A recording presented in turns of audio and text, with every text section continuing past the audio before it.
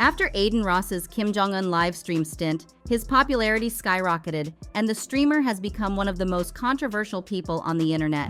But I'm here. I'm the real deal. And any hints about me being an impersonator, not the real thing, I will have you executed, Mr. Tate.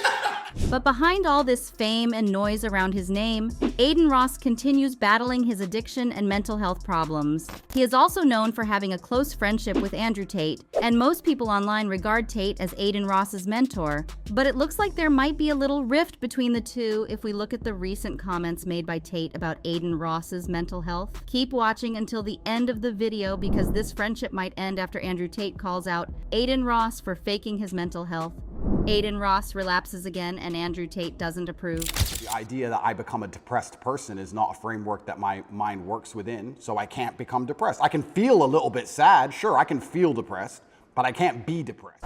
Recently, the public's perspective on mental health issues has dramatically changed. So now instead of people villainizing those who struggle with mental health issues like depression, we have learned that supporting and trying to understand what these people go through is the best way to help them in the long run. We have also known to treat alcohol or drug addiction as another manifestation of these mental health issues. And of course, even people like Adin Ross, who are famous and wealthy, can still struggle with this issue too. Adin Ross has recently talked about how he has been struggling to stay sober and has again fallen into addiction. It seems like this year has been particularly hard for the streamer because he has been in and out of addiction for the past 9 months. He recounts that the incident of his drinking alcohol earlier this year started his spiraling back into addiction. Ross said, "I picked up a pint straight up and I poured up and I shouldn't have done that and I did that back-to-back days. I fell down again and I let addiction get to me." Jail, you shave your head. Yes. And then you don't write to me, but you are defending me. Yes. But then you stop going gym.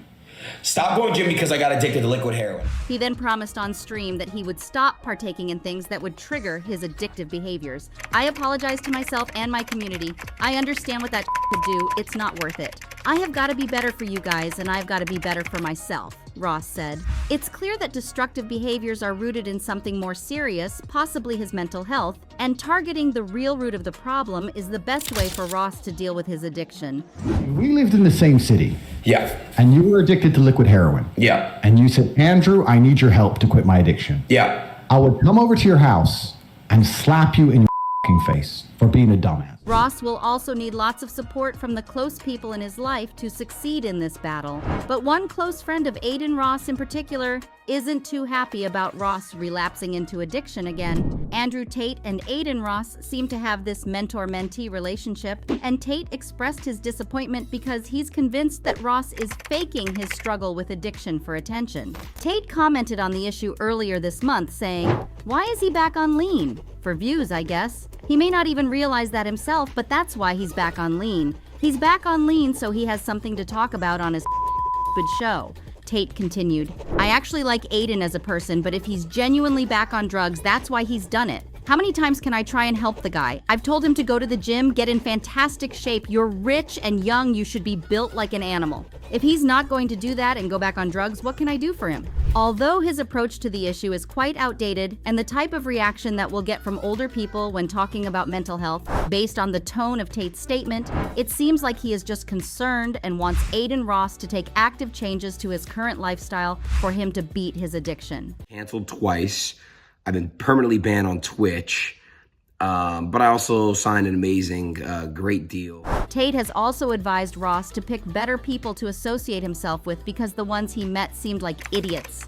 Andrew Tate clearly cares for Ross as a mentor figure because he claims he feels he holds a certain responsibility over Ross and is guiding him towards the right path. He said, "I feel like I have a responsibility to try my best to bring out the best in Adin. He's a very fortunate young man. He's made a lot of money early, which is great, but that can also destroy you. Money's an amplifier. Money won't change who you are, only amplify who you are. I'm not top G or whatever. I'm not the man because I'm rich. I'm the man because I was the man when I was poor and then I became rich." These two have a much deeper friendship than what we see on camera. Tate knows Ross on a deeper level. So does that mean there is some truth in Tate's accusations that Ross is just using his struggles with addiction for clout? Adin Ross and Andrew Tate's friendship history. We see both Adin Ross and Andrew Tate constantly interacting on social media and even together on Ross's Kim Jong-un stream. and this is the first time we spoke. So let's not get off on the wrong foot. All right, G. That's fair enough. You do have Come over to North Korea.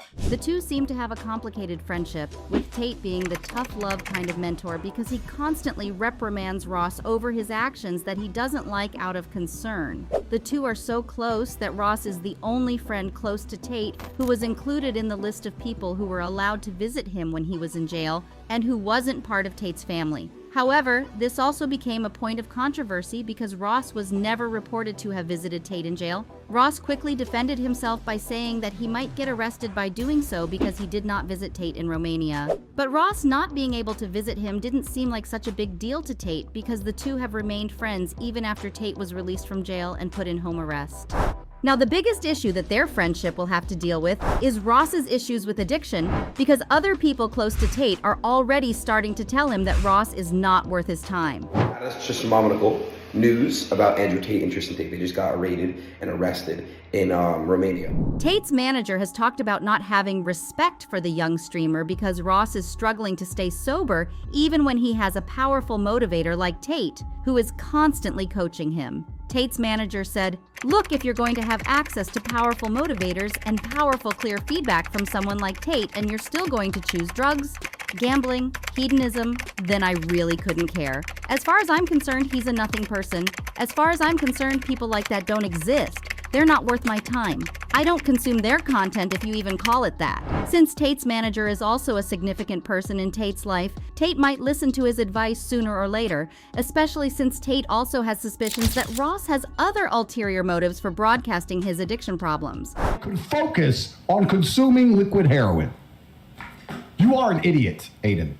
Well, I needed to hear that. No. Explain to me. Ross clearly needs to get himself together real quick because if he doesn't, it might mark the end of his friendship with Andrew Tate, especially since it seems like Tate has constantly helped Ross get out of slumps, and yet Ross still keeps falling in a downward spiral that leaves him back in another slump. Adin Ross even openly admitted to this in another podcast after Tate's arrest in Romania. Ross said, "This all happening actually affects me because it's like that's my friend. We talk, I talk to him on a daily basis. Hey bro, I'm in a slump right now. How do I get out of bed today? I don't feel good mentally." So what do you think about Adin Ross's battle with addiction? Do you believe that he's just faking it for the attention? Or do you think Adin Ross might be struggling with worse mental health problems behind the scenes that trigger his addictive behaviors?